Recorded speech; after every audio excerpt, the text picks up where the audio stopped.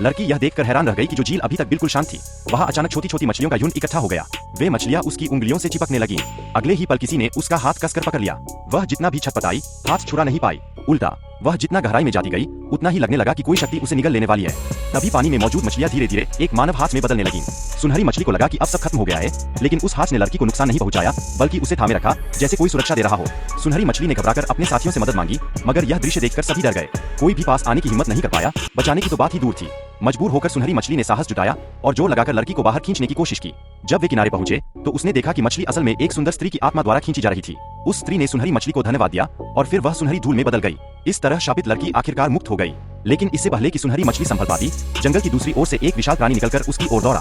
पहली नजर में वह एक विशाल पक्षी लग रहा था। अचानक वह रुक गया और सुनहरी मछली से मदद मांगने लगा।